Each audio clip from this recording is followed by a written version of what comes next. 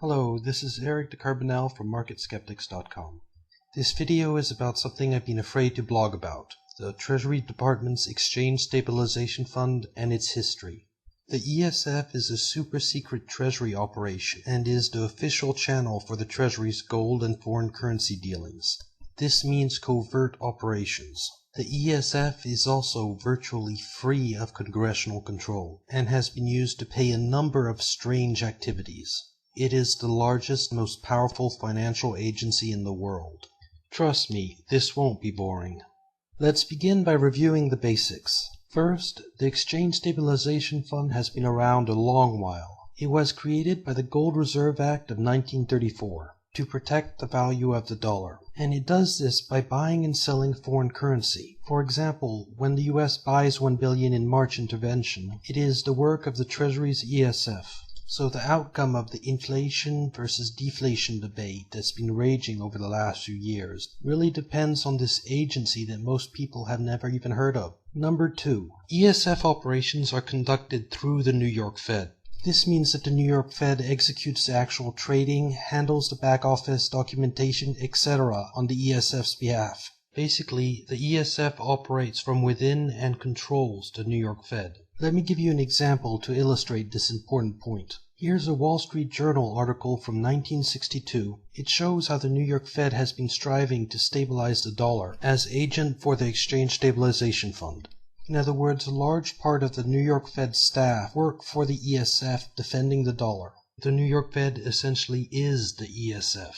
So when the New York Fed lends $85 billion to AIG, and when New York Fed staff lament the inability to keep Congress in the dark about the details of that bailout, that is the ESF at work. Number 3. The Treasury's ESF controls international finance. What most people don't realize is that the Secretary of the Treasury is the Chief International Monetary Policy Official of the United States, and the ESF helps carry out these responsibilities. What this means is the Fed takes directions from the Treasury Department on international monetary affairs. So in the international arena, the Fed's independence is limited. The Treasury controls international finance, and the Fed does what it's told to do. Chairman Martin, the Fed's longest-serving chairman, confirms that anything done by the Federal Reserve must be coordinated with the Treasury through the Stabilization Fund. The absolutely key point here is that on any international matter, like establishing currency swaps with foreign central banks, bailing out international companies like AIG, and interventions in the currency market, the Treasury is in charge. To understand how important this is, think back to 2008 when McCain enjoyed a 5-point lead over Obama in the polls, and then the New York Fed let Lehman Brothers fail, which almost took down the entire financial system. The market crashed, and overnight the national dialogue turned almost entirely onto the economy. Obama's polling jumped, McCain dropped and never recovered. After the collapse in the fall of 2008, there was nothing the McCain campaign could do to win that election. The ESF's decision to let Lehman Brothers fail gave Obama the presidency. Number 4. The ESF keeps a low profile, using the Fed as a front. It's not an accident that most people have never heard of the Exchange Stabilization Fund. The ESF is a slush fund that likes to operate in extreme secrecy. The ESF keeps a low profile by letting the Fed speak on its behalf and using the New York Fed to act on its behalf. The ESF also uses the phrase U.S. monetary authorities to keep its name out of the news. Of course, U.S. monetary authorities means the Federal Reserve and the ESF. So what happens is the Federal Reserve ends up with all the credit and the blame, and the ESF continues operating without anyone knowing it exists. One of the many reasons the ESF keeps a low profile is the fact that it's done a terrible job. Since the ESF was put in charge of defending the dollar's value, the greenback has been on a one-way track to worthlessness. Notice that for the period of time that the Federal Reserve was in charge of defending the dollar, it did its job. The dollar kept its value right up to the Gold Reserve Act of 1934, when all the Fed's powers were transferred to the Treasury's ESF. Hijacking the Fed. To understand how the Treasury took control of the Federal Reserve, we need to look at the congressional hearings held in 1934. The Gold Reserve Act was the most important bill to come before Congress since the Civil War. Because it destroyed America's central bank. It fundamentally shifted responsibility from the Federal Reserve System to the Treasury in the only matters in which the control of the currency and credit really matter. Even before this bill, the Secretary of the Treasury was practically dominating the Fed. The Gold Reserve Act gave the Treasury the means to completely control the Federal Reserve. It gave the Secretary of the Treasury such powers of a permanent nature that he could nullify anything the Federal Reserve did. It nullified, if not scrapped, the Federal Reserve System. If you take away all the Fed's powers and gold, where will the Federal Reserve System stand? It utterly emasculated the fundamental idea of the Federal Reserve banking system. These quotes are not exaggerated. Here's a graph of short-term interest rates over the last 50 years. Now, the Federal Reserve supposedly sets short-term interest rates, right? Well, I've color-coded this graph with all the Secretary of the Treasuries for this time period, and it produces some interesting patterns. Notice how visibly the changes in Secretary of the Treasury affect interest rates, especially the trend in interest rates. Up, down, steady, down, up, steady, up, down, up, down. The Fed's independence is a myth. The Treasury has dominated the Federal Reserve through the ESF. Today, the Federal Reserve is a mere shadow of itself, a mechanism functioning as a clearing agency which has no control over anything important. Taking control of America's gold. Even the question of where the ESF got all its money is embarrassing. After confiscating all the gold in America, the Treasury devalued the dollar, creating a huge capital gain. This profit became the war chest of the Treasury, the Exchange Stabilization Fund. This visual history of the Fed shows how gold holdings were forbidden, then gold was revalued, and the profits put into the Exchange Stabilization Fund. A key point here is that the Treasury's ESF, through confiscation, took control of 3/4 of the world's monetary gold. The ESF was a guaranteed disaster, and people knew it back in 1934. Transferring all this power to a Secretary of the Treasury who has never had any banking experience, and giving the biggest borrower in the world the ability to inflate its debts away, is not smart. If this bill goes through this way, not even the President can control the ensuing inflation. If the Stabilization Fund should fail, we might be drifting towards a period of extreme inflation.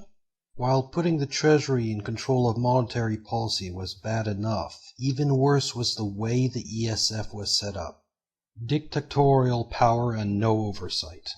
Section 10 of the Gold Reserve Act states that the sum of $2 billion will be deposited in the ESF under the exclusive control of the Secretary of the Treasury, whose decisions shall be final and not subject to review by any other officer of the United States. Handing that much money to one man is something that should have kept people up at night. The man does not live, never has lived, and never will live, who has the ability to single-handedly manage so large a fund. Furthermore, there was no limit to what the Secretary of the Treasury could do with that money. The bill's wording gave the Treasury unlimited authority to deal in almost anything. Worse still, because the ESF was conceived to operate in secret, Congress decided to never look at what it was doing. Since its creation in 1934, the ESF has operated with no congressional oversight whatsoever. Secrecy about what the government does with people's money is never healthy. The Gold Reserve Act centered in the hands of the Secretary of the Treasury dictatorial powers, far too much power to place in the hands of one man.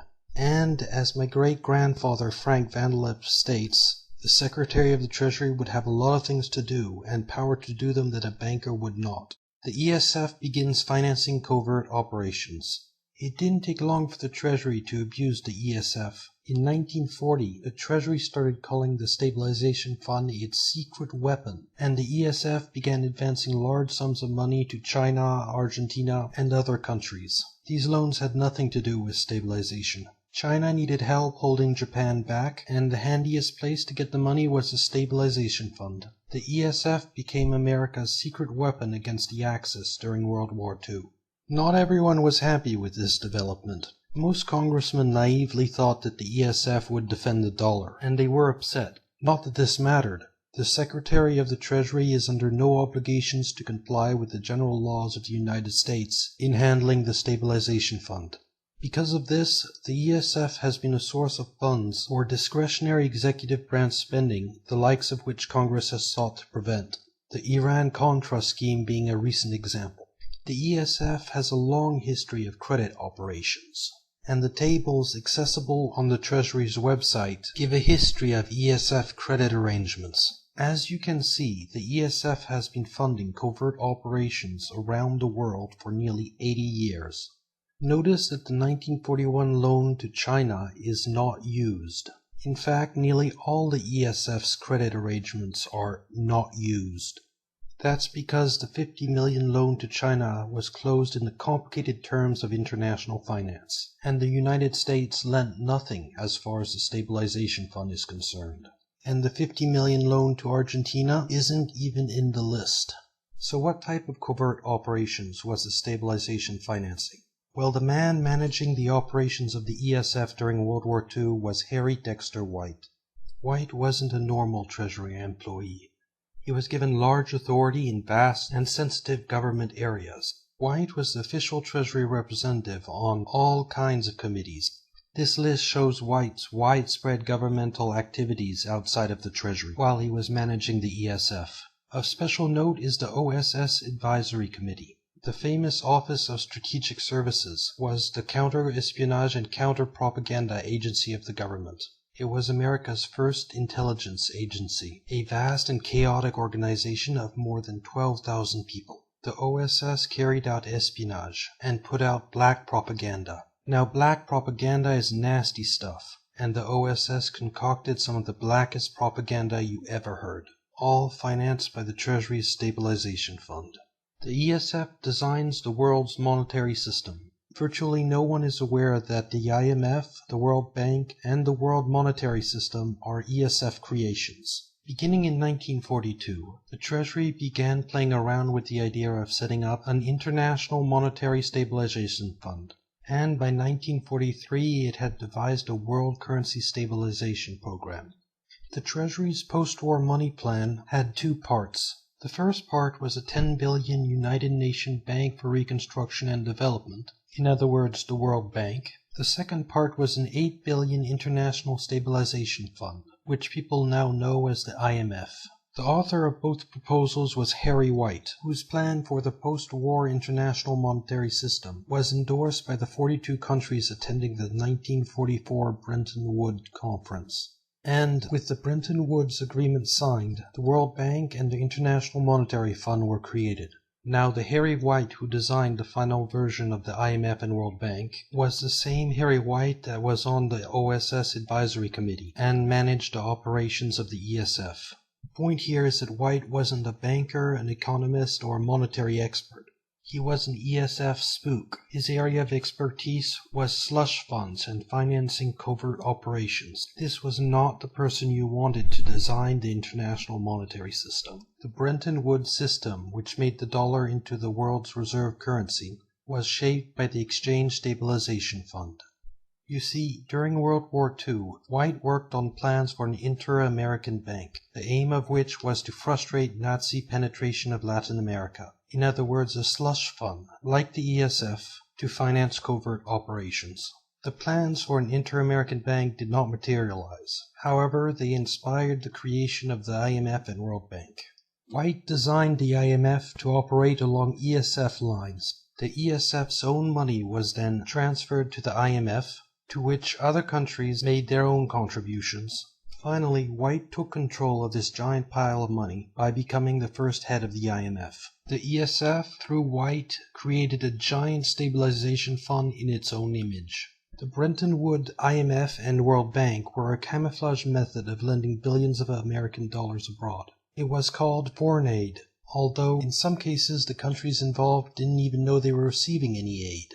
Using these devices for draining savings out of the US, the ESF went wild financing CIA Cold War activities. And the one coordinating all these IMF and World Bank loans was the ESF.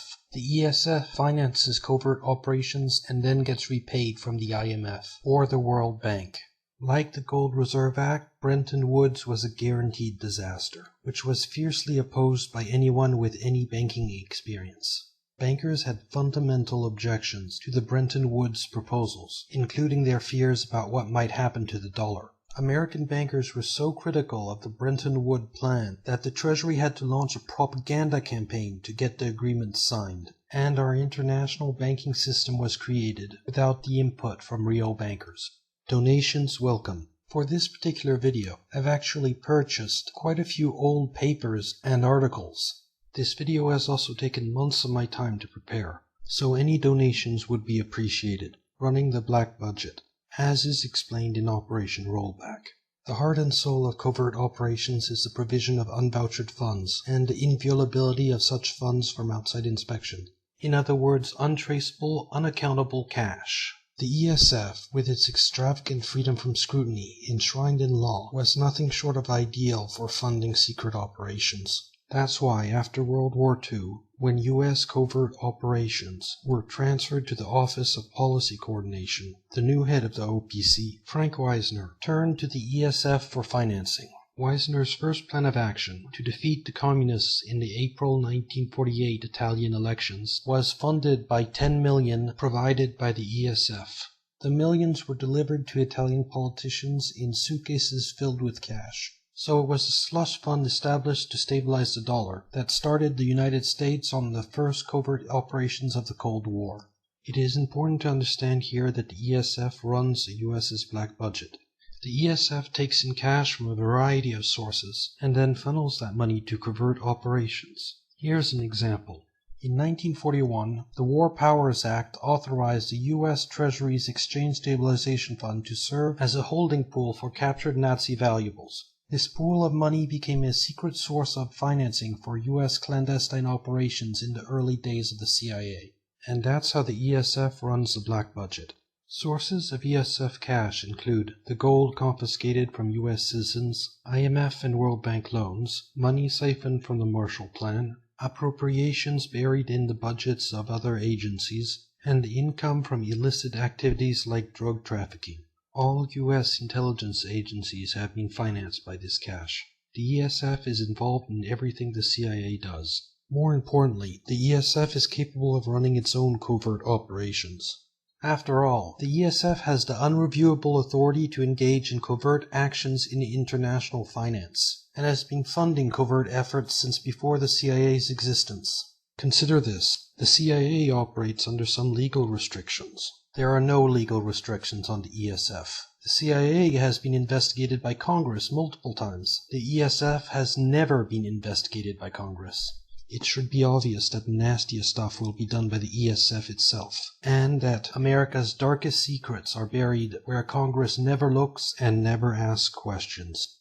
The ESF and the CIA go wild fighting the Cold War. To learn about the history of the CIA, I recommend Legacy of Ashes, a book by New York Times reporter Tim Weiner. Weiner has been working on Legacy of Ashes for 20 years. He has read over 50,000 government documents, 2,000 oral histories, and has conducted 300 on-the-record interviews. This is as factual as you can get. Weiner has also won a Pulitzer Prize for his coverage of the intelligence community. Despite the vast resources at its disposal, the CIA has largely been a failure. First, it is no good at espionage. In a typical example, the agency dropped millions of dollars worth of gold bars, arms, two-way radios, and agents into Poland to support a powerful Polish underground movement that didn't exist. 5 years of planning, various agents, and millions of dollars down the drain. On the clandestine side, the human costs were far higher. The CIA has secretly supported fascists, militarists, murderers, death squads, and religious fanatics. The agency's official history could be written in blood, not ink.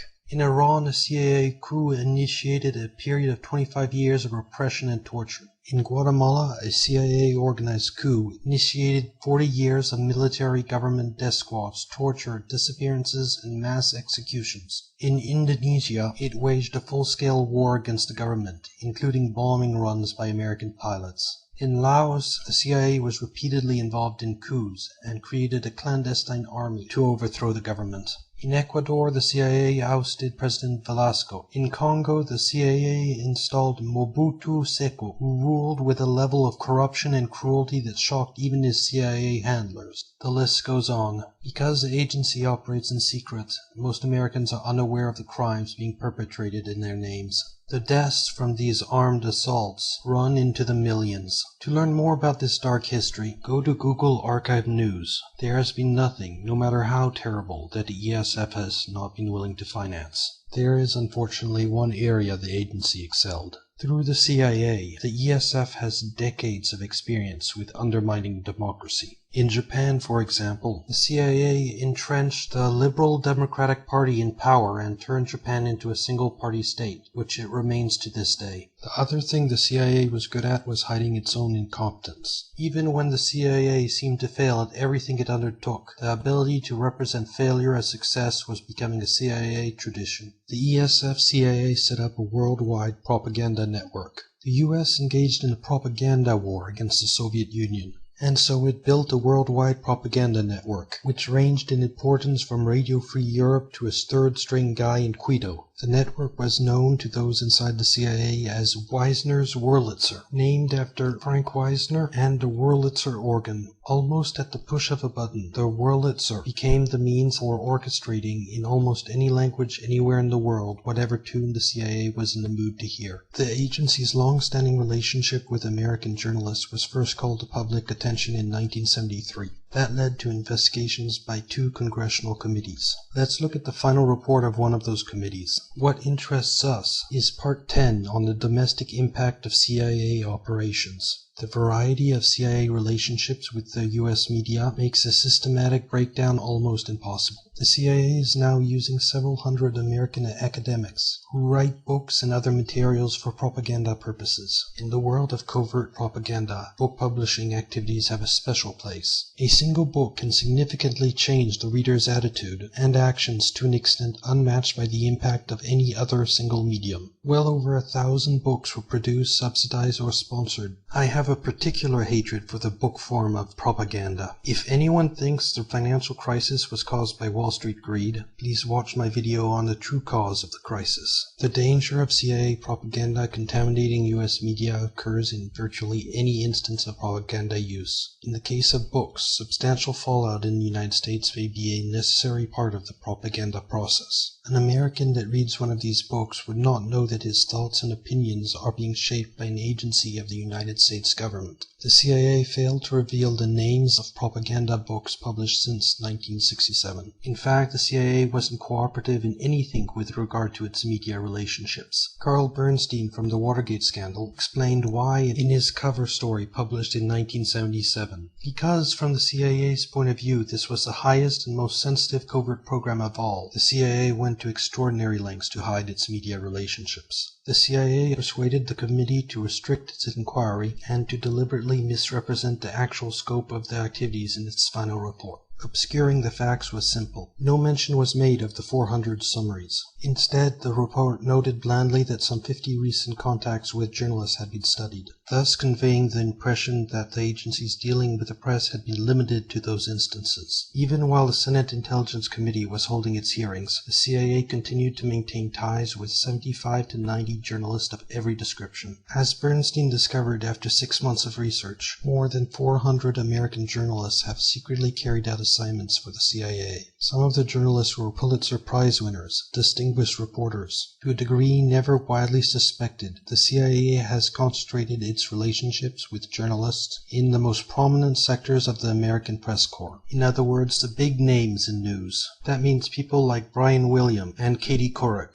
Go to my entry on the Nightly News for an example on how bad the situation is. In response to Bernstein's article, the New York Times wrote a 3-part series on the CIA's propaganda network, and that was the last we ever heard of the issue. Some interesting things were written in this series. At least 18 American reporters have refused CIA offers, some of which were quite lucrative. At least 22 American news organizations have employed American journalists who were working for the CIA. These include some of the most influential news organizations in America. Major outlets like Time, Newsweek, CBC News, and the Times itself were the most extensively used. The Times unearthed several occasions where the CIA had interfered with the paper's reporting, including in 1954 when the CIA overthrew the government of Mexico, and a Times reporter was getting too close to discovering its role. The New York Times also shows how the CIA suppresses undesired information. The CIA seriously considered a plan to buy up the entire first printing of a book to keep it from the public view. When that didn't work, a propaganda campaign was initiated to encourage reviewers to denigrate the book. A large part of the CIA's effort at domestic censorship was aimed at news accounts of its own operations. Finally, take a look at the CIA Report on Openness from 1992, which shows that the Wurlitzer is alive and well. The CIA's Public Affairs Office now has relationships with reporters from every major newswire service, newspaper, newsweekly, and television network in the nation. In many instances, the CIA has persuaded reporters to postpone, change, hold, or even scrap stories. This has helped the agency change some intelligence failure stories into intelligence success stories. The ESF's twisted logic.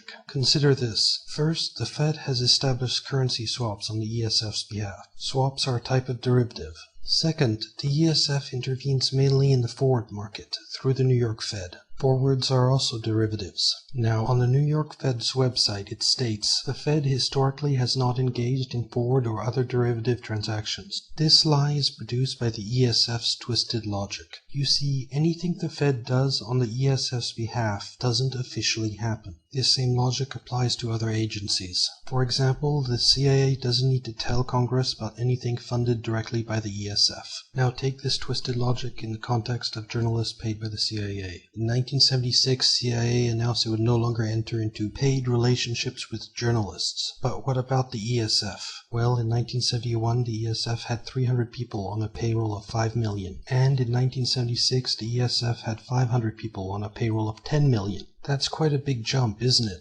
This propaganda network has always been financed by the ESF. Taking the CIA out of the equation doesn't change much. The ESF spends the entire US gold reserves. What happens when you give people who believe they have a self-appointed mission of world-shaking importance all control over US gold reserves? Well, they knew the answer to this question back in 1939. Senator Glass, a critic of the ESF, explains what the government would do. You would just go ahead and spend that money, and then borrow more on top of it. To demonstrate what would happen to the dollar, he held up a bundle of German marks. You have to understand that owning gold was only illegal for Americans. Foreigners were not prohibited from asking for, receiving, and owning gold instead of holding on to dollars. So when the ESF delivered suitcases filled with cash to foreign politicians, it was spending America's gold. This was a big deal. Because the supply of gold is limited, its value is steady over long periods of time. On the other hand, the supply of paper currencies, like the dollar, is not limited, so they lose value against gold, or crash completely. By 1956, America's gold hoard was too small to back the dollar. The ESF was spending money as though the sky was the limit. Using the IMF and the World Bank, the ESF went wild financing CIA Cold War activity. This massive spending turned the balance of payments negative. These deficits were badly damaging the dollar. Other countries were building up claims against US gold. The outcome of the ESF's foreign aid was obvious. By 1960, the US gold supply was down to 18 billion against 19 billion in foreign claims. The United States was essentially broke. The gold outflow begins. The gold outflow began in 1958. America's foreign aid and military security programs started the gold trickling outwards. It swelled to almost torrential proportions in 1960. The situation had begun to cause panic. Confidence in the greenback was failing. The dollar, the U.S. economy, and the world monetary system were in danger of collapsing. This was a problem. You see, on the day the dollar crashes, the entire world will focus on the agency that was supposed to protect its value. How do you think Americans, with their retirement savings wiped out, living through the Second Great Depression, would feel about Project Artichoke, a 15-year, multi-billion-dollar search for ways to control the human mind? I think the American people would be quite angry about how the ESF wasted the U.S.'s monetary wealth, and a lot of people would end up in jail for a very long time. So people at the Treasury started defending the dollar like their lives depended on it, because they did. Most scandals start small, and the perpetrators dig themselves deeper and deeper. The ESF had no hope of ever replacing the enormous quantity of money it had spent. But instead of facing this harsh reality, it tried to delay the day of reckoning. The ESF's desperate dollar defense. The steady drain on U.S. gold holdings was a threat to the ESF, because if it led to dollar devaluation and economic depression, the entire world would have focused on the confidential accounts of the Exchange Stabilization Fund and the activity it was financing. This also meant defending the Bretton Woods Agreement, because any major reform of the Bretton Woods system, especially the World Bank and the International Monetary Fund, would have also exposed the ESF's activities. The ESF needed to do whatever it took to defend the world's monetary system, and the American dollar had to be propped up, even at the cost of begging. This is how the dollar's defense began. Currency interventions to prop up the dollar. In 1961, the ESF began intervening in the foreign exchange market. However, there were some problems. By 1962, the ESF had committed much of its resources through the provision of foreign aid, wasting them funding covert operations. The IMF was also drained of most of its gold and dollars. Remember that the ESF's desperate dollar defense is to hide this fact to begin with. Anyhow, the Federal Reserve System's resources were quickly recruited to supplement the dollar's defense, and the Fed gave up whatever was left of its independence without much of a fight.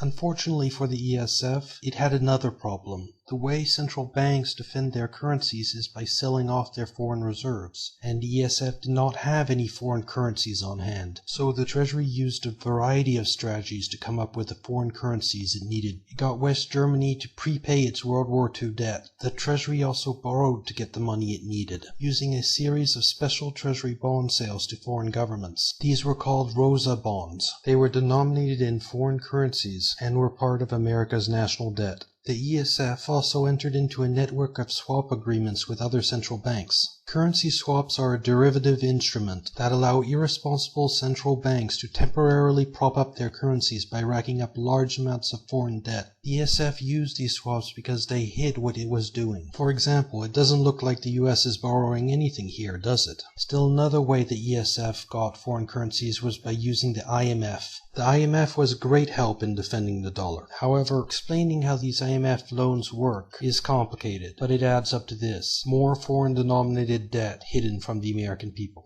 Through all these different types of arrangements, the United States armed itself with the hundreds of billions of dollars worth of major foreign currencies it needed to defend the dollar. Gambling in derivative markets. Because so much of its resources were tied up, the ESF intervened mainly in the forwards market. Despite all its stratagems to come up with foreign currencies, the Treasury simply didn't have enough to defend the dollar, so it sold foreign currencies it didn't yet have through forward transactions. By promising to sell these currencies in the future, the Treasury encouraged individuals to hold dollar-denominated assets. When the dollar for future delivery sells at a substantial discount, it implies that holders have doubts about its value, and weakness in the dollar may induce foreigners to move their money elsewhere. So every time a foreign currency traded at a premium to the dollar, the ESF entered into millions worth of forward contracts. All these forward commitments carried the risk of loss if the dollar did not appreciate. For example, when the Treasury was selling all these forward marks, it was gambling that the price of the mark would drift lower, and the ESF eventually lost big time on its forward bets. Forwards are also a type of derivative, the same complicated financial bets that have fueled the mess over the last few years. And 50 years ago, long before Wall Street even knew what they were, the ESF was dealing in massive quantities of these risky bets. The London Gold Pool, another arrangement made to bolster the world's monetary system against collapse, was the London Gold Pool. Formed in late 1961, it was a device to halt the raids on gold and give the dollar the appearance of strength. The Exchange Stabilization Fund was used to participate in the gold pool, and the US supplied 59% of the gold sold in London. The United States never officially acknowledged taking part in this pool. However, this very real international gold pool kept the London free market stable, temporarily during the 60s. So the ESF has a history of international conspiracy, deceiving the world. This Wall Street Journal article shows the ESF's attitude towards the truth. In this business, you have to choose between lying to people or scaring them to death. The ESF's choice is clear: to lie.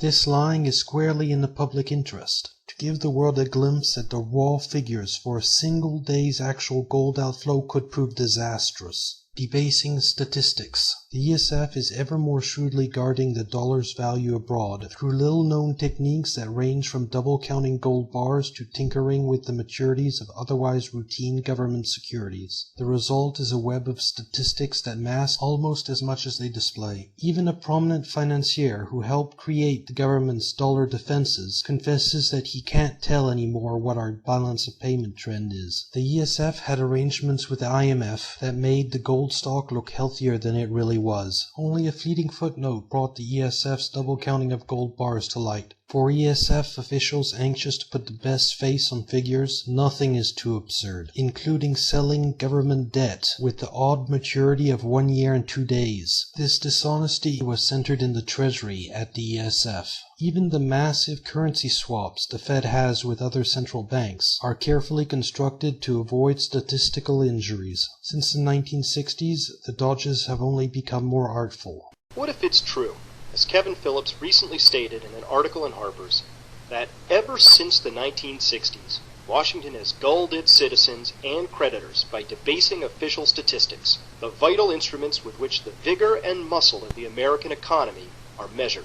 Propaganda. Statistical nonsense was only the beginning. In defense of the dollar, the ESF unleashed the mighty Wurlitzer. Every propaganda pitch was used to promote confidence in the dollar. Whenever the value of the dollar came under question, this propaganda took over, to convince us that losing money is good for us. It was in the 60s that the ESF's favorite bit of propaganda was born: the danger of deflation. Americans were told to worry less about the outflow of US gold, and instead worry about worldwide deflation. This was pure ESF propaganda. Deflation signifies a general decline in prices, and it hasn't happened in the United States since the ESF's creation. So right when the ESF was in the middle of this desperate dollar defense, there was a flood of articles like these, warning that the dollar might magically go up in value. Two things have happened since the 1960s. The dollar has lost nearly all its value, and the articles warning about deflation have gotten louder and louder in volume. Today we've reached a point where every Wall Street economist is looking for the arrival of a great deflation. Two things to take away from this are: 1. The loudness of the deflation propaganda gives a good idea of the ESF's level of control over US media. 2. As long as the ESF is in charge of defending the dollar, the chance of any real deflation is nil.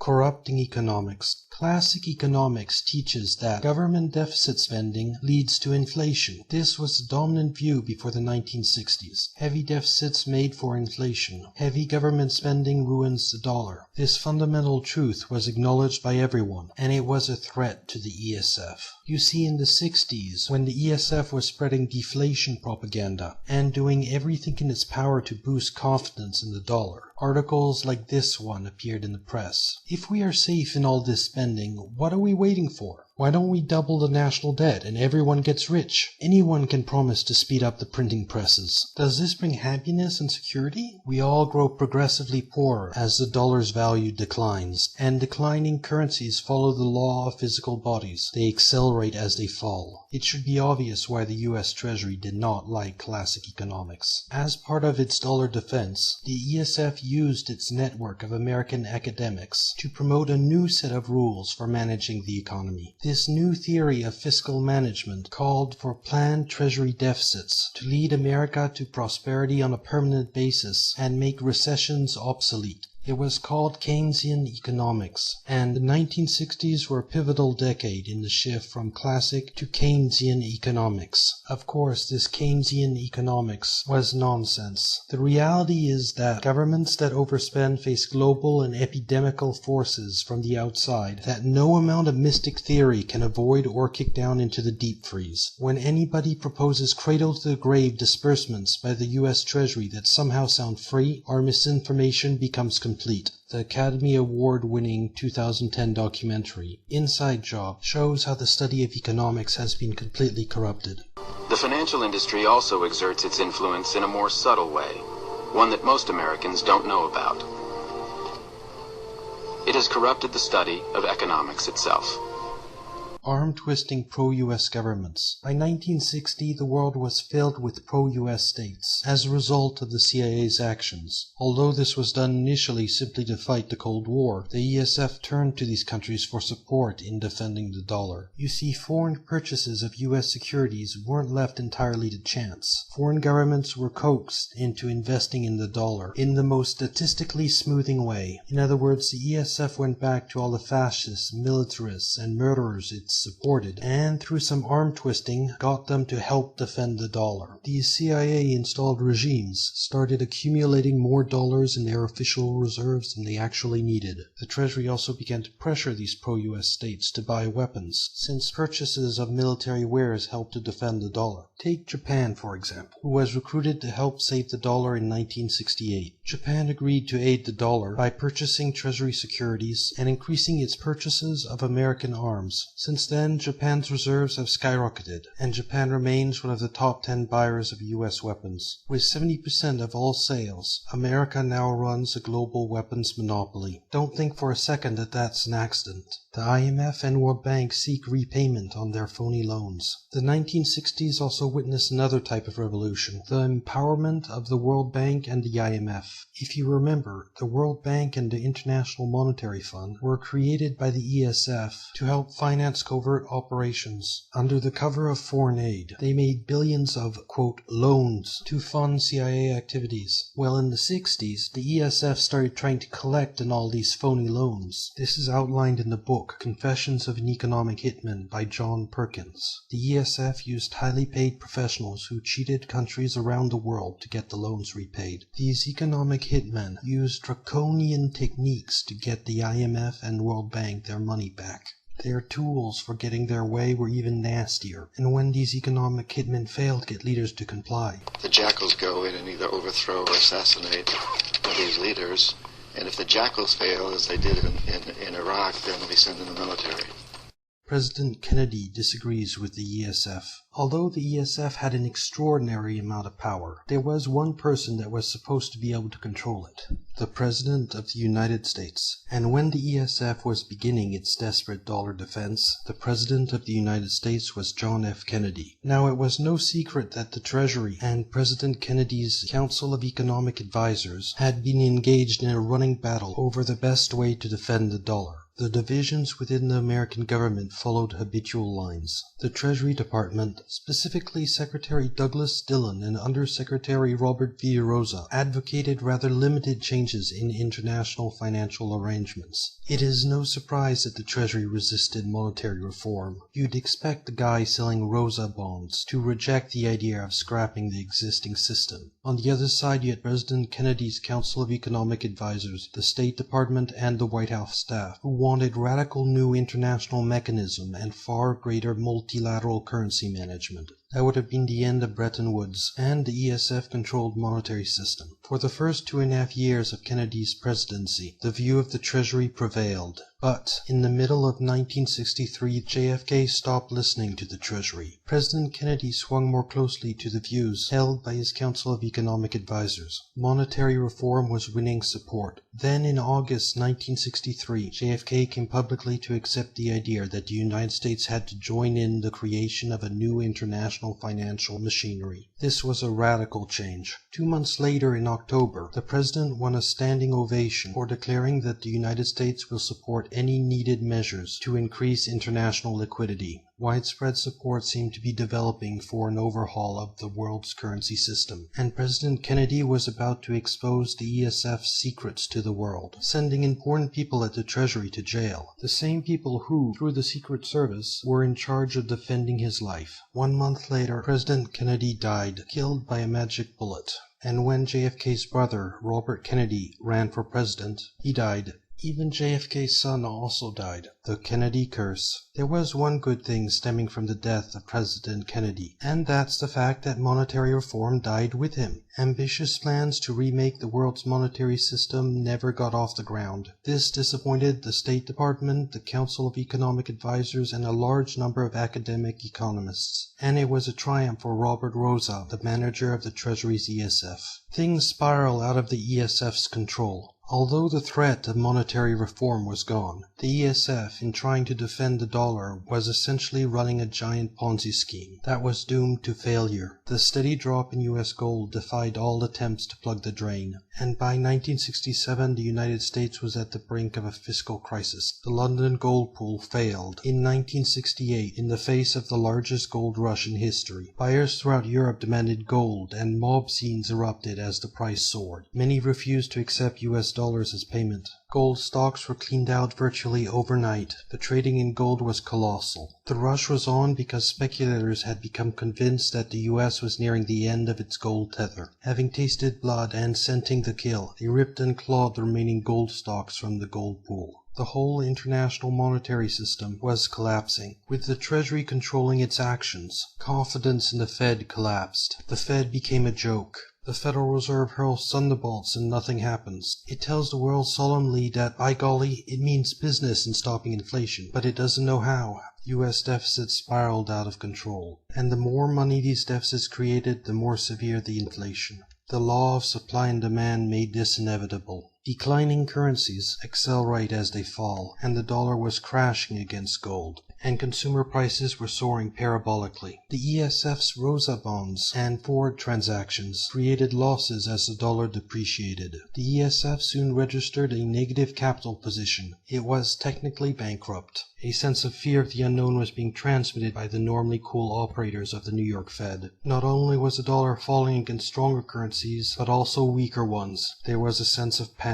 In newspapers, the Treasury was being openly ridiculed. Then, in 1979, the dollar lost its biggest support. The European community was determined to avoid further inflation, and so the Treasury was told that support from Europe was gone. The vulnerability of the dollar was impossible to describe. Congress was warned that America was about to experience a holocaust of runaway inflation, a cataclysm which would make the Depression seem like a tea party. Then deficits stopped mattering. In 1981, caught in a tide of red ink, administration officials tried, somewhat implausibly, to downplay the traditional view that deficits lead to spiraling prices. Stunned audiences were told that there is no direct or indirect connection between deficits and inflation. The U.S. then ran massive deficits, and inflation went down. The link between deficits and inflation broke completely. For the record, this is the equivalent of an African shaman declaring he has mystical powers and then levitating himself in a ring of fire. After deficits stopped mattering, the dollar soared, and the ESF's profits skyrocketed. In 1980, after dumping 100,000 tons of gold onto the market in a desperate attempt to keep prices down, the Treasury halted regular gold sales. Gold prices then entered a 20-year bear market. Remember the variety of stratagems the ESF used to arm itself with foreign currencies by borrowing from abroad? Well, after 1980, this stopped being a problem. The all-knowing, all-seeing Fed did what it had to do to kill inflation, without ever stopping printing money. We were spending our way to prosperity, enjoying the best economy in years, low unemployment, high profits, trivial inflation, all fueled by our willingness to go deeply into debt in the cause of immediate gratification. It was called disinflation, and it was here to stay. Sure, the majority of financial experts had been expecting a wave of inflation, a rerun of the 1970s, only worse. But things didn't work out that way, thanks to the magic of disinflation. As for questions like, why did interest rates enter a 30-year downward trend? Or, how the hell does this disinflation thing work? Well, they remain unanswered.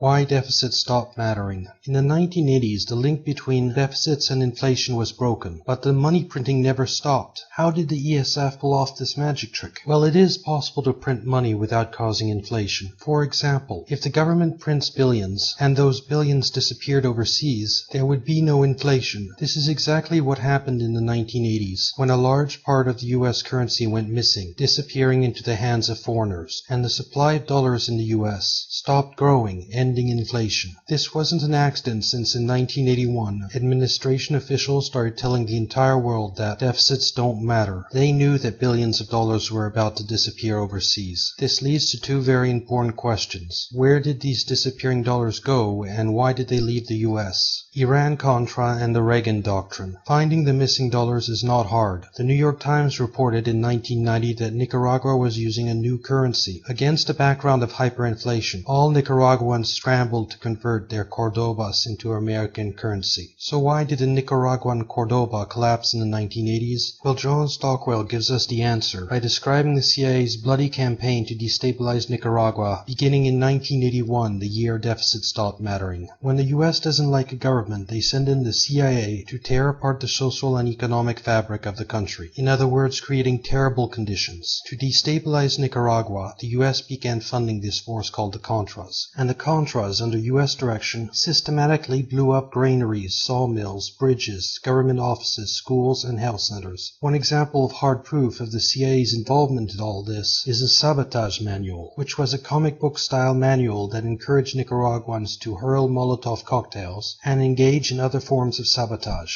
The Contras also systematically assassinated religious workers, teachers, health workers, elected officials, and government administrators. To help with all this, the CIA provided an assassination manual to the Contras. It caused quite a stir when it surfaced in 1984. This was all part of Iran-Contra, when the United States armed and trained Honduras-based militants to topple the government of Nicaragua, even after Congress made it illegal. The Contras' form of warfare was one of systematic and bloody human rights abuse, of murder, torture, mutilation, rape, arson, destruction, and kidnapping. The atrocities are well documented, and they were financed through the ESF. America was at war with Nicaragua. Navy ships supervised the mining of harbors, while U.S. planes bombed the capital. And this bloody CIA campaign was part of the Reagan Doctrine, an effort to roll back communist regimes in Africa, Asia, and Latin America. Nicaragua was just one of many destabilizations, all of which were bloody, horrifying affairs. These thousands of brutal CIA covert actions, which destabilized a third of the countries in the world, are what saved the dollar in the 1980s.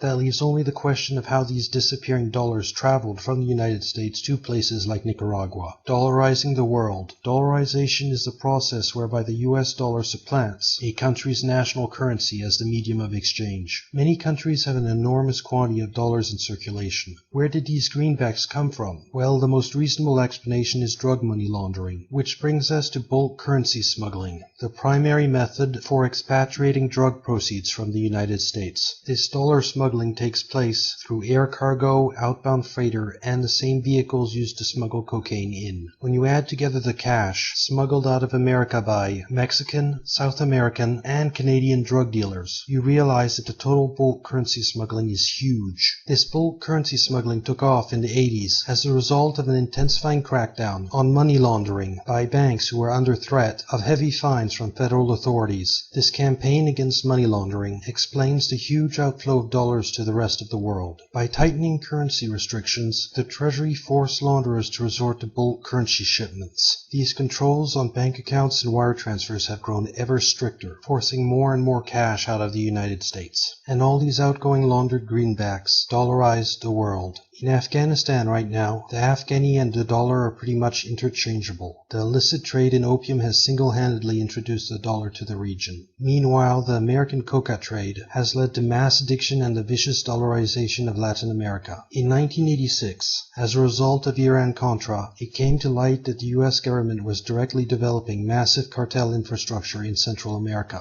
Thousands of tons of cocaine were brought into the U.S., and the money was used to introduce the dollar to the entire Latin America region. The US dollar is now the standard currency for El Salvador and Panama, and it is simply the unofficial de facto tender in the rest of the region. That's right, nearly every country in the Americas involved in producing, transporting, and using cocaine is using the US dollar as a medium for exchange. Treasury profits from the war on drugs. The huge inflow of narcotics during the 80s did more than just dollarize the world. It also delivered massive profits to the Treasury and the ESF. The government began confiscating enormous quantities of property and cash, and the proceeds were funneled directly into the U.S. Treasury. This was all part of the government's drug forfeiture program, which was radically expanded in the 80s. This innovative effort gave the U.S. Treasury title to any property used in a drug transaction. Federal law now grants the government extremely wide license in forfeiture cases. We've gotten to the point where virtually anything can be seized if it has substantial connection to drug trafficking. And since the Justice Department has budget targets it must meet, federal undercover undercover agents and informants are schooled in the financial importance of arranging a drug sale on or near valuable real estate so that the entire tract can be seized through the government's forfeiture program. Informants are often rewarded with a percentage of the assets they deliver this way. Thus, the family home is fair game for forfeiture if a relative or friend were to use it unlawfully. For example, the government took away the home of a New Jersey woman under the claim it was purchased with drug profits, but the house was actually bought 3 years before the drug offenses. The forfeiture situation is totally out of control. It has become a dysfunctional policy where efficiency is measured by the amount of money seized rather than the impact on drug trafficking. Narcotics units prefer seizing cash rather than confiscating drugs and reducing the supply reaching the streets. Those dogs you see at the border aren't looking for drugs. They are currency-sniffing dogs.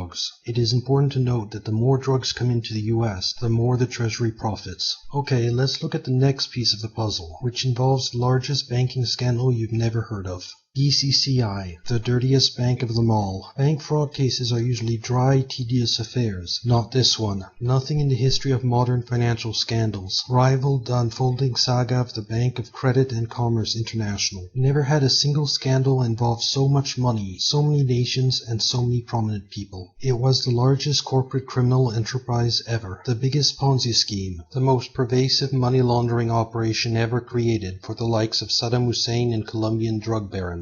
BBCI was more than just a criminal bank. It had a clandestine division called the Black Network, which functioned as a global intelligence operation and a mafia-like enforcement squad. BBCI was used to funnel money during Iran-Contra. The bank also bribed public officials around the world and was protected by the Justice Department, which tried to derail any investigation. It was in the early 1980s when deficits stopped mattering that the Black Network began running its own drugs, weapons, and currency deals. Senior bankers feared that they would be physically maimed, even killed, if they were found talking about the BBCI's activities. It was a really nasty operation, and an integral part of the ESF's global dollar Ponzi scheme. The HIV equals AIDS fraud, the enormous quantities of heroin and cocaine flooding the United States, quickly led to a deadly drug epidemic. By the mid-80s, the ESF's drug smuggling operation was so successful that kids were buying cocaine with their lunch money. The government's role in sparking this deadly epidemic has been reported on many times. For example, Gary Webb, an investigative reporter who won more than 30 journalism awards, including a Pulitzer Prize, in 1996 wrote a series of stories entitled Dark Alliance. Based on extensive research and backed by a mountain of evidence, Dark Alliance described how the U.S. government was in fact involved in dumping cocaine into California, sparking the most destructive drug epidemic in American history. Now, heroin and cocaine are not healthy things, so if you start distributing tons of them into a country, hundreds of thousands of people will start to die. This is what happened in the 80s, when the ESF's flood of drugs led to a deadly epidemic in the drug-using community. People were dying because their immune systems were breaking down. In 1982, it was clear that this AIDS epidemic was not caused by an infectious disease.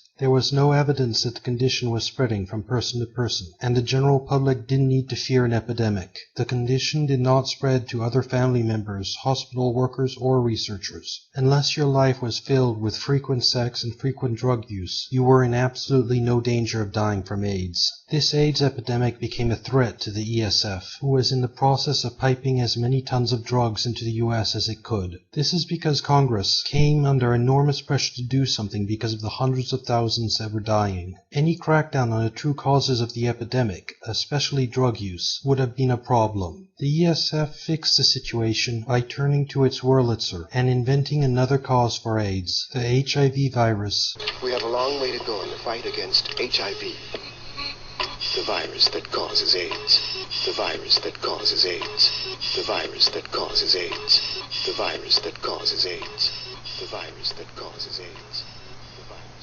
Thanks to the HIV equals AIDS fraud, the government handed out free needles instead of cracking down on drug use. To truly understand the facts about AIDS, watch the documentary HIV equals AIDS, Fact or Fraud. AIDS has failed to spread into the female population also. When the U.S. Army began testing new recruits for HIV in 1984, they discovered an amazing fact. HIV infection was evenly spread between males and females, 50-50, and it's remained that way since then. It should follow that AIDS would be 50% male and 50% female, yet 9 out of every 10 people who develop AIDS continue to be male. This could explain why drug use is more related to AIDS than HIV infection. In the U.S., males use over 80% of all hard psychoactive drugs. AIDS is caused by recreational drug use, and injected drugs like heroin and cocaine are the direct cause of AIDS in 9 out of 10 cases. The original papers upon which the HIV equals AIDS myth was based were fabricated, and there aren't 26 million Africans dying of AIDS. That is another myth. The mighty Wurlitzer plays on. The elaborate scheme to save the dollar would not have been possible without the media's cooperation. The ESF's propaganda network allowed it to inject Americans with a synthetic reality, like the HIV equals AIDS myth. But the Wurlitzer did much more than that, as demonstrated by what happened when Dark Alliance was published. The initial reaction to Gary Webb's Dark Alliance was dead silence. In other words, a total media blackout. You see, if the Time publishes an article on BBCI, and the rest of the nation's editors decide to ignore the story, it quickly withers and dies like a light-starved plant. Nothing sells like scandal, so when a story like BBCI is ignored, it's unnatural. Anyhow, Dark Alliance got the silence treatment big time. No one would touch it. But no one had counted on the enormous popularity of the website. Information that goes viral on the internet is perhaps the Wurlitzer's only weakness, so Dark Alliance developed a political momentum all on its own, and it happened despite a virtual news blackout from major media. Ultimately, public pressure forced the national newspapers into the fray, and when they spoke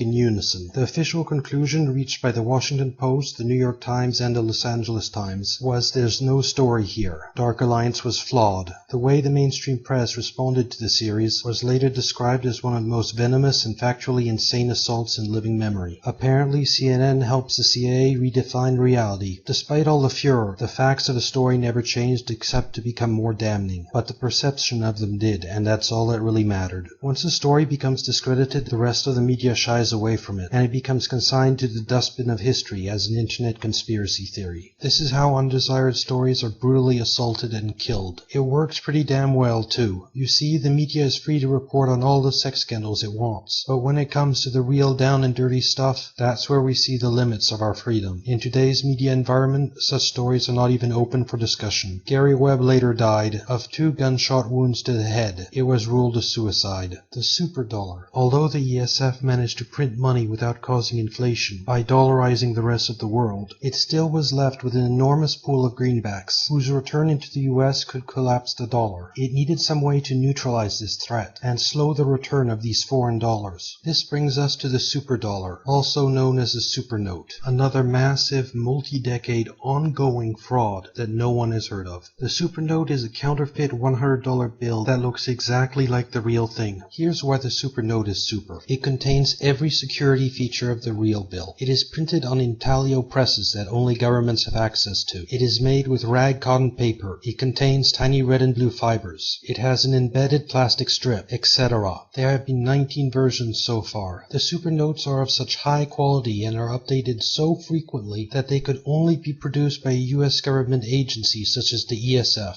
After first being detected in 1989, the superdollar has spread, and soon countries like Russia were filled with high-quality fakes. At first Iran and Syria were blamed, then criminal gangs in Russia or China, finally North Korea. However, this is unlikely. These notes go way beyond what normal counterfeiters are able to do. Also, supernotes appear to have been produced in quantities less than what it would cost to acquire the sophisticated machinery needed to make them. Whoever's doing it is apparently operating at a loss. There's more. Even though the counterfeiters have mastered infrared-sensitive security inks, the notes are produced in such a way that they have little chance of going undetected in America. In other words, the super sophisticated counterfeiters could make absolutely untraceable notes if they wanted to, but they don't. They deliberately produce them in a way that can be tracked by no one except the US government and other central banks. This phony 100 bill is not a fake anymore. It's an illegal parallel print of a genuine note. The supernote serves 2 purposes. 1, it increases ESF profits. 2, it helps to negate the threat posed by dollars in the rest of the world. Not only do superdollars never come back from abroad, they also make foreigners nervous about bringing their real dollars back to the US in case they turn out to be fake. Next, we need to discuss what would happen if the incoming flow of drugs were to dry up.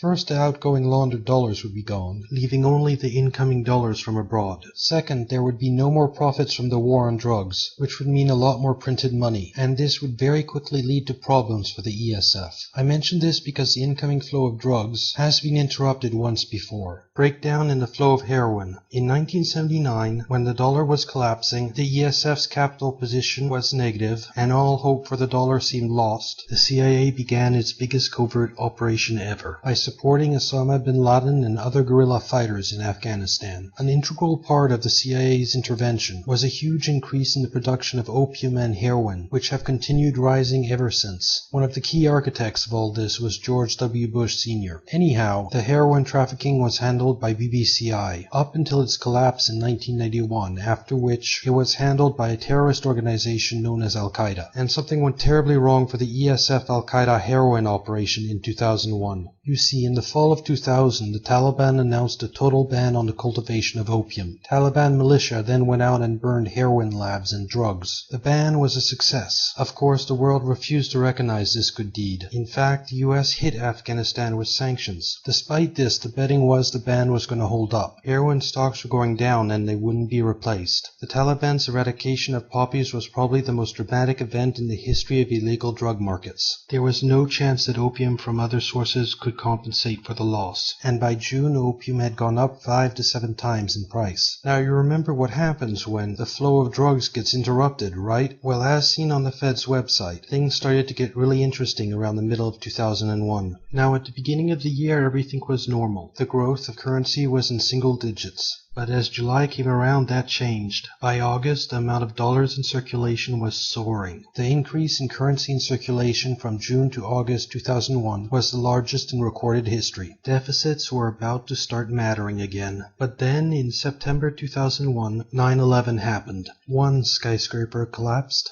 Then a second skyscraper collapsed. Finally, a third skyscraper, World Trade Center 7, collapsed.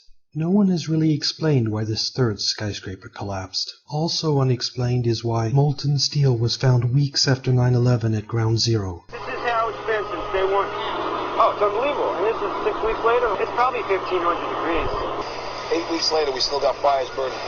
At one point, I think there were about 2,800 degrees. There were fires of 2,000 degrees Fahrenheit below the ground. Finally, no one has explained why scientists around the world are finding nanothermite, a military-grade explosive, in the dust from 9/11. This is a peer-reviewed paper published in a scientific journal for those of you who know what that means. The flow of heroin is restored. September 11 solved the ESF's heroin problem. By October, heroin was flooding into the West. Wholesale prices dropped, and farmers went back to growing poppies. By the next year, opium production was back where it was supposed to be. However, the invasion did more than just restore Afghan poppy production. It took it to a whole new level. Most of this increase came from Helmand province. And guess who controls this Helmand province? You know, they have these opium fields, and we are tolerating it. We are tolerating the cultivation of the opium. Here you have one of the best fighting forces in the world ever mounted.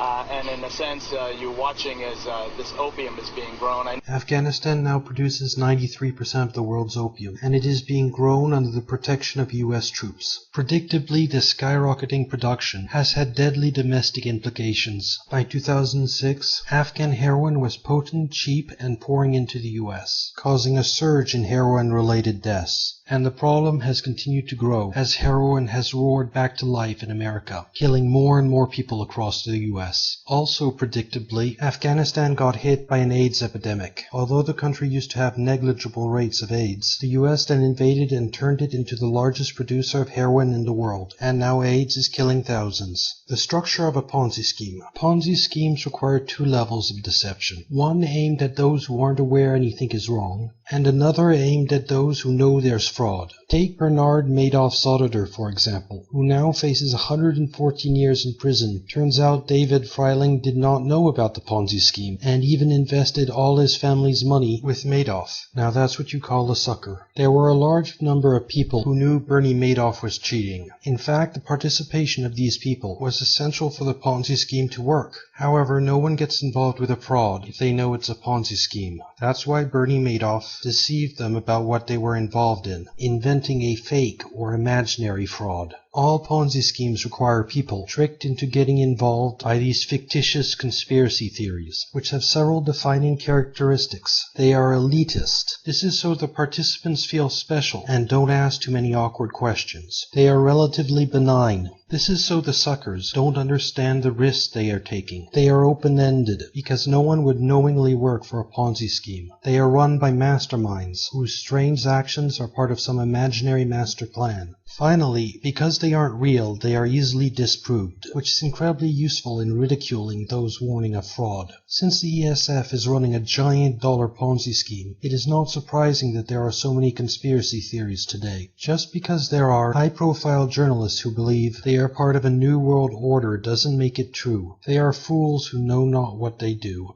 The bad banker deception. Whenever someone stumbles upon the massive financial fraud going on, they often start believing that a group of bankers is responsible. According to this conspiracy theory, it all began with the Fed, when several of the world's richest bankers got together on Jekyll Island and conspired to destroy the dollar. One of those bankers, Frank Vanderlip, is my great-grandfather, which is why I know what really happened. The reality is that Frank Vanderlip was not responsible for fiat money. In fact, he campaigned quite hard against it. You see, although the secret Jekyll Island meeting did happen, what is never mentioned is that the Treasury radically redesigned the bill, making the dollar a fiat currency backed by the taxing authority of the government. As bad as Wall Street wanted a central bank, it did not want it bad enough to start the government on its way to the issuance of fiat money. So Frank Vanderlip was not alone in opposing the bill. Virtually all bankers waged an intense campaign against the Federal Reserve Act. They were in a panic.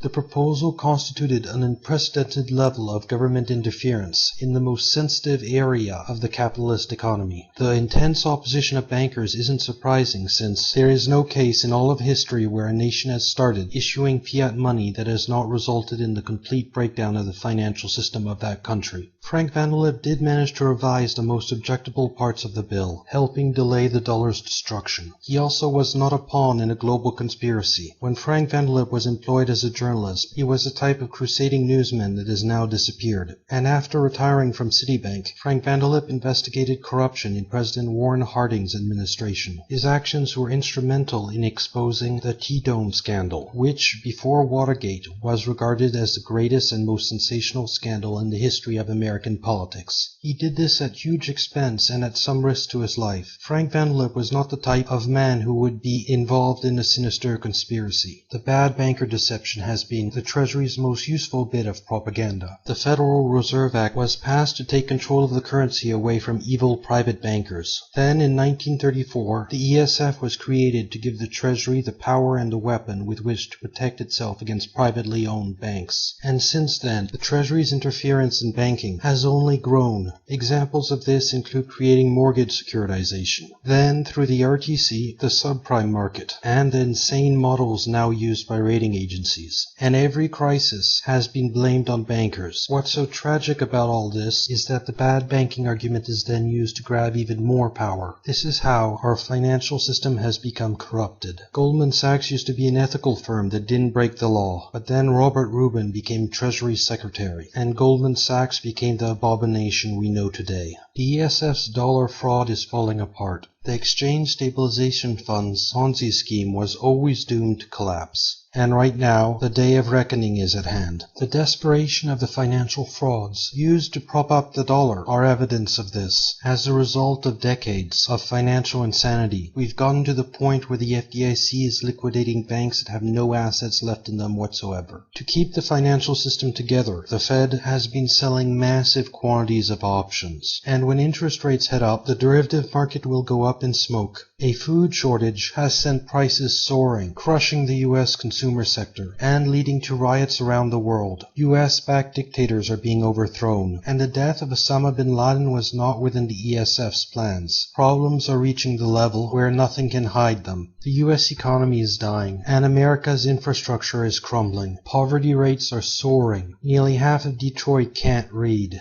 There are places in the U.S. that the police no longer respond to 911 calls. girls. And the murder rate in Flint, Michigan is even worse than Baghdad. America is becoming a third world country. To keep things going just a few more months, America's highways, ports, and even parking meters are being auctioned off. The ESF is stripping the last meat off the bone, and there's nothing left. Smart people have seen the writing on the wall and are turning whistleblower. Interestingly, in this category is former chairman Alan Greenspan. A lot of that stuff was just plain fraud. There was rampant fraud in a lot of what was going on in these markets to get far higher levels of enforcement of fraud statutes. Existing ones, I'm not even talking about new.